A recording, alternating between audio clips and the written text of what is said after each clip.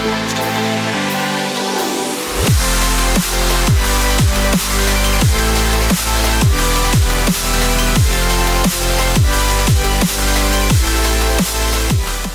guys, how's it going? My name is Dalron. I'm very happy to bring you this particularly informative video. It's a Combat Rogue Holy Paladin versus Combat Rogue Holy Paladin Mirror Team 2's arenas. In today's video I'll be able to tell you some of the things we did right, some of the things the enemy did right, and some of the things we did to counter the other Combat Rogue.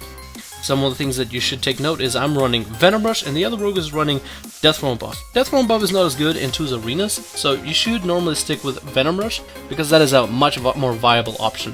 Now let's get on to the game where I'll be able to commentate our team's actions and the enemy team actions.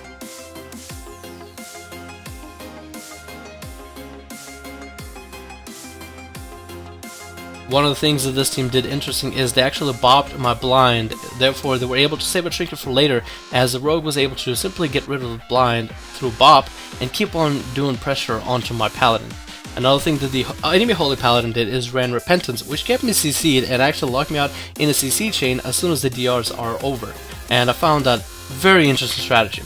Another thing we did right, I felt, is the fact that I watched the combat rogues, the enemy combat rogues inside, and as I dipped into deep inside, I dropped a smoke bomb on my healer, reducing the damage we take by 10%. If we can hold off to the bubble, which I would prefer, then I feel like we'll be ahead, because so far we've been behind this whole time. Pressure's rolling on my healer, and I'm just getting CC'd left and right with little ability to peel for my own healer.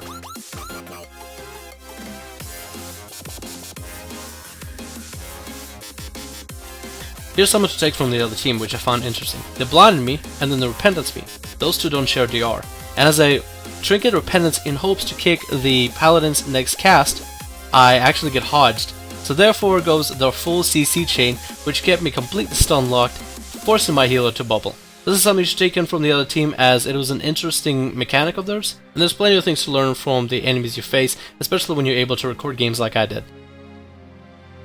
Right now my strategy is to regain my cooldowns back as quickly as possible, start building inside, and find an opportunity to score a kill.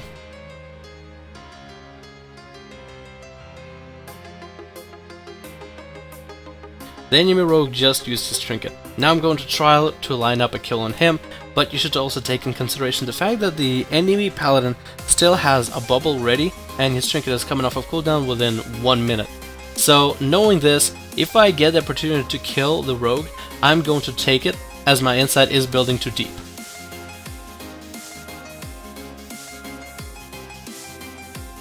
The enemy rogue vanishes and I blind the healer, and then I go as far as to stab the healer. They bubble it just to make sure the rogue is topped off in full health before they continue the rest of the battle. We literally just turned the tides on them within just one perfectly timed killing spree with deep insight.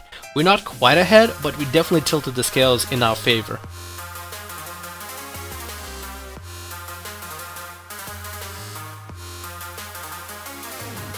Take a note of this interesting moment. Dampening has set in and healing is so minuscule that it barely makes a difference. As you'll see, the enemy healer is just going to be spam casting spells into the enemy rogue, barely getting his health up. We decided to reverse this by popping defensives. I have Combat Readiness running to reduce the damage rogue can deal, and we have Denounce getting thrown at the rogue in order to make sure he doesn't crit me.